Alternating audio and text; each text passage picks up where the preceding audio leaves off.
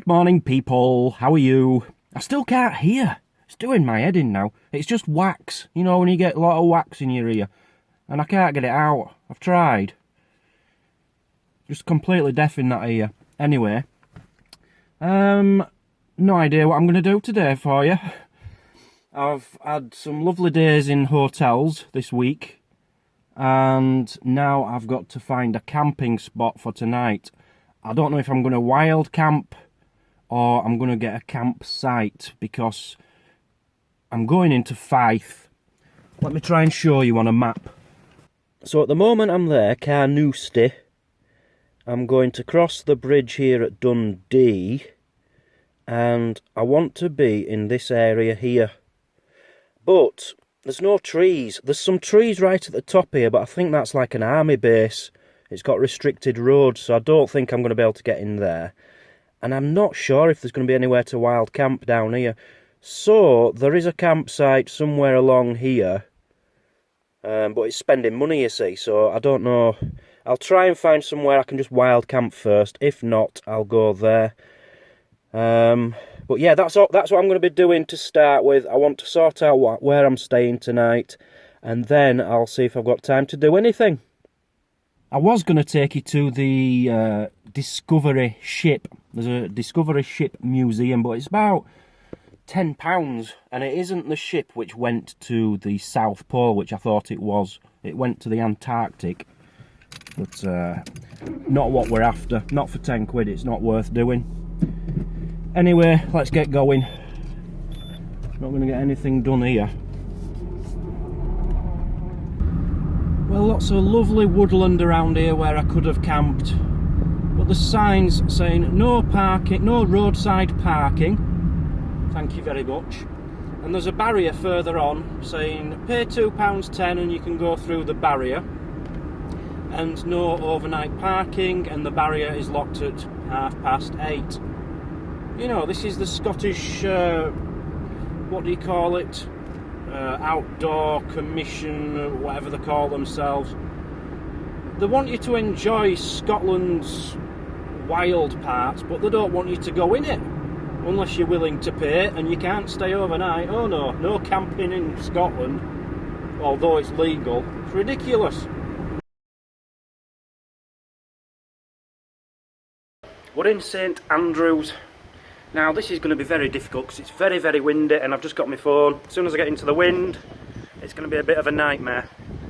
Now I've just had my breakfast in a cafe and there's a sign outside, and that's the only reason I went in. A sign outside saying it's where Kate Middleton met Prince William for a coffee or a tea, I don't know which. My bum could have been sat in the same chair as Kate Middleton. That's all I'm going to say. But I really enjoyed my breakfast thinking about that. Anyway, I've brought you to St Andrews Castle. Now, I'm just not in the mood for... I can't be bothered. I can't be bothered telling you history and stuff. I can't be bothered reading it myself. I haven't looked it up. I'm here, and if there's anything exciting worth showing, I'll show it, but that's about all I can be bothered to do today. So this used to be the outer wall of the castle, but in the 1500s somebody built another wall and turned this bit into like a tunnel. Don't know why. And there's a mine here. Now, I'm meeting someone tomorrow. It sounds like a nutcase, don't know anything about him. And I'm going to be going on sightseeing tours with him tomorrow. And he told me there's a mine here. Now, I thought it meant like a big round mine you get in the sea, but it's actually an underground mine.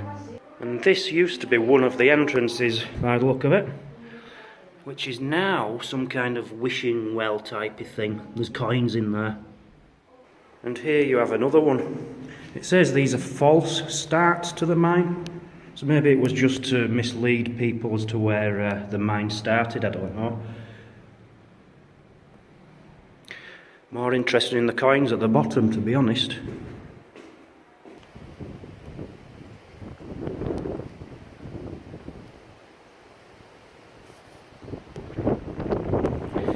It's not very often you see a skateboard park inside a castle. That's quite extraordinary. You know, I like it when they put things out for kids, teenagers and stuff to keep them occupied. I don't know why, but every interesting part of this castle seems to be a hole.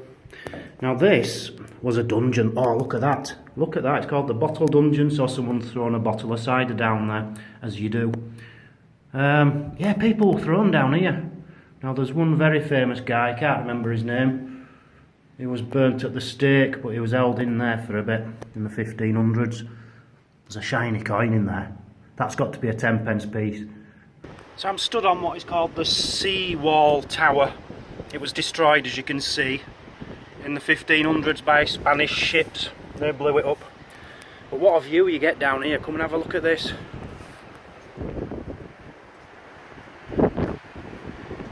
Now I do not know if this is supposed to be a toilet, but I would not want to sit on the end of there. Whoa. So this is pretty cool. We're in the corner of the castle now, and it's, you can see in the distance the cathedral. See it there? One side there, but it's obscured by houses now and it's all fallen down. But this is what it would have looked like in about 1540, the view from here.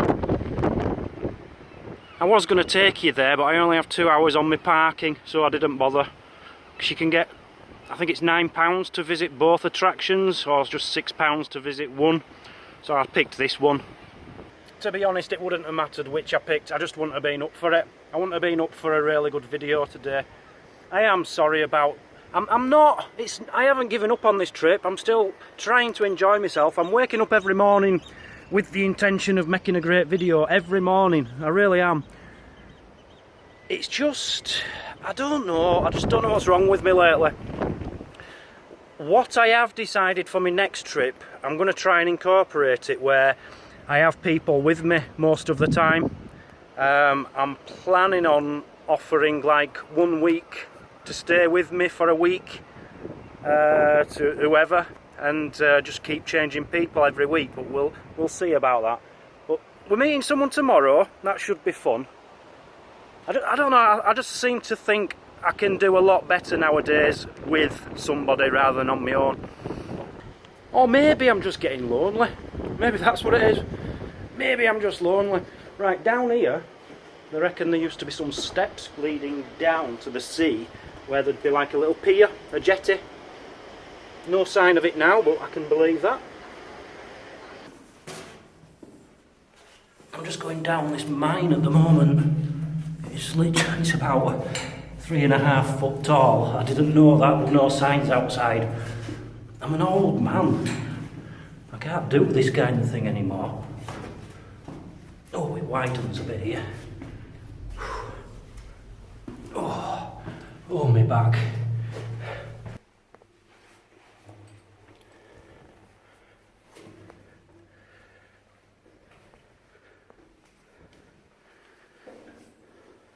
So here we are in the bottom of the mine. I don't know what it's for. Because I couldn't be bothered reading anything, I've no idea where I am, what it's for, or what I'm doing here. What am I doing here? Now there's loads of up bits. I wish I hadn't have bothered.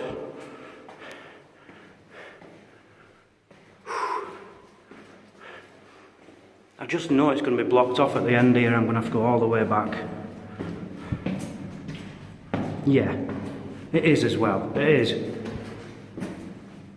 Terrific. Is that a slug? God, that mine were hard work. Right, King James I of Scotland, he came here. King James III was born here. That's all I'm telling you. I'm off. I've had enough of it. I've really had enough of this castle.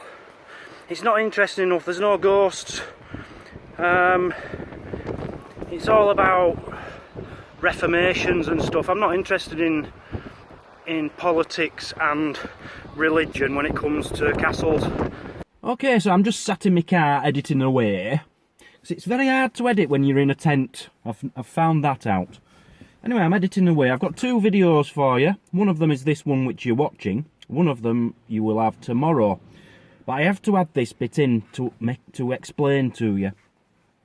So, I've been to the castle, had a bad day, I was just having an off day, and then the next morning, which was yesterday, I met Dave. Me and Dave went to a site, and I've made a video of that, which is about 20-25 minutes long.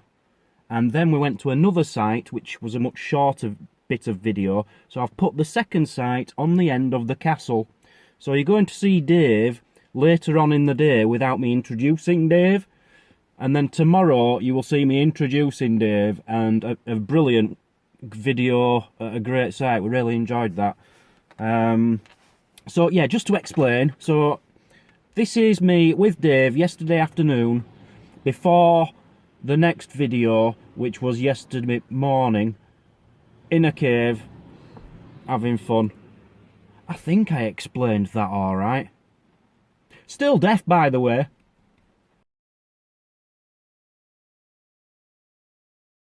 So St. Fillan's cave is in a place called Pittenweem. Pittenweem, lovely name. What does Pittenweem mean, Dave? Do you know what Pittenweem means? I was waiting for you to tell me. Well, I can if you like, if you don't know. It's Pictish, and pit pretty much means place, and weem means cave. So Pittenweem means the cave place. So St. Fillan was a saint who came over from Ireland. He was a missionary, spreading the word of Christianity in the 600s. He's from the 600s, is the guy. Very interesting guy. He apparently used to live in this cave. Now, they didn't have lights. They've put these in recently. Honestly, these aren't pre-whatever. These are modern lights. But he used to live in this cave, and because it was so dark, how did he manage to live in this place with no electricity, no lights, no nothing? Well, I'll tell you how he did it. He used to write his sermons in the dark of this cave with his illuminous arm. Yeah, that's true. And he had an illuminous arm, Dave. What do you make of that? Yeah, I knew about that. You knew about that. Do you believe it's true? There's a few people up here with luminous arms. Really? Yeah. Okay. I don't know any more about the story. It just says he had an illuminous left arm. Don't know. Now, I don't believe that for a second. I don't believe that he actually lived here, because he was a missionary. Missionary people used to travel around.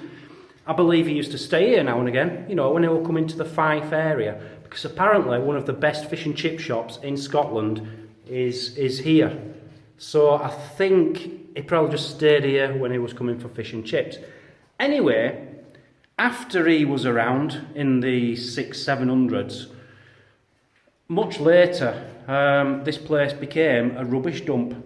Literally a rubbish dump. They'd throw the rubbish down here, and it went undiscovered, and everyone had forgotten all about the place for hundreds and hundreds of years, until one day, just above, there was a farmer with a horse. You know them horses which pulled machines, or pulled carts and stuff, pulled them spiky things which ground up the ground. You know where I'm coming from. Anyway, a horse was walking on top of here, and it slipped down a hole, and the hole led into here, and it was rediscovered. So what they did is get all the rubbish out and start using the cave again. They started using it to store fishing nets, because it's a lovely little fishing harbour here. But then, quite recently as 17 years ago, they opened it up to the public, and it is now like a place of pilgrimage where people come to pray and things. It is a beautiful, wonderful atmosphere in here. There is one story about St. Fillan, which isn't that interesting really, but it is a story. Apparently he was building a church around here, and he had an ox which was carrying the stones up to where he was building this church. And a wolf came along. Can you believe it did this? A wolf came along and it killed the ox. Just killed it for no reason. That's what wolves do. Came along, killed the ox, and St. Fillan, he was furious. Absolutely furious. So he went up to this wolf. He says, "Oi, what do you think you're doing, killing me ox? We're trying to build a church here. How dare you kill me ox?" And the wolf felt really, really bad. So the wolf says, "I'll tell you what, I'm really sorry. I shouldn't have done it. I were hungry. I'll become your ox. I'll carry them stones up for you. So the wolf then became the ox and carried the stones up to the church so they could complete the church. I don't know why that's gone down as like a story for hundreds and hundreds of years, as if it's interesting. It's not, is it?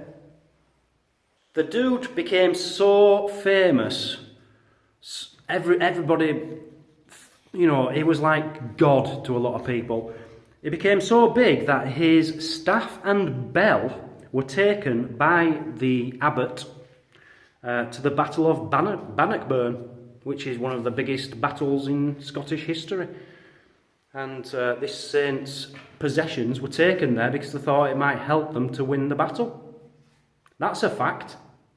So Saint Fillan is the patron saint.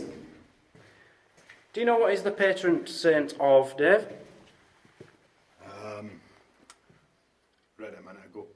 It's in the back of my head. I'll have to think for a second. It probably is in the back of your head, yes. He's the patron saint of the mentally ill. And people who were mentally ill were brought here to be cured. And what they'd do is tie them in the bottom of the cave, literally tie them up to the wall, leave them overnight, and if they turned up in the morning and they weren't bound anymore, you know, the ropes had become slack, then they were cured. They were no longer mentally ill. Which I'm guessing 100% of the mentally ill remained mentally ill, because you don't become slack, do you? It don't happen. Anyway, we've got time to kill, so I thought we'd try this little thing out. We'll try a little experiment. So, Dave, I've got some rope. Yep. I brought some rope along. Where have you gone? Where have you gone? Where are you there? Yep. I brought some rope along, and I thought we'd tie you over here. Right, okay. This is the fourth time I've been tied up down here. Oh, you've been tied up 4 times in here? Yep. Oh, it doesn't work then. Oh, what waste of time. Have you actually ever become loose? No. No. Not tied up for now. Mentally ill. Yep. Mental Dave. Look, you can still see some of the ropes which they used. True story. He is actually the patron saint of the mentally ill and Dave's. Unbelievable. So even to this day, people come here to say prayers, to remember the saint, light a candle, and give a donation. £1.50 in there. Beautiful.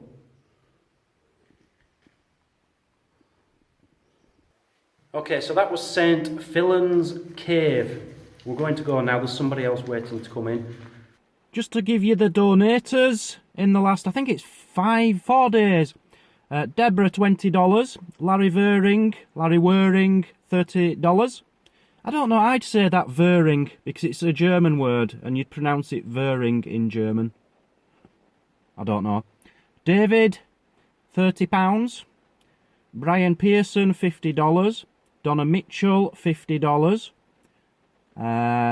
Dennis Jan Mortensen, £30. Troon Al, £15. Paul Mintram, £10. Anonymous, $40. Nate Loves Jade, $5. Aww.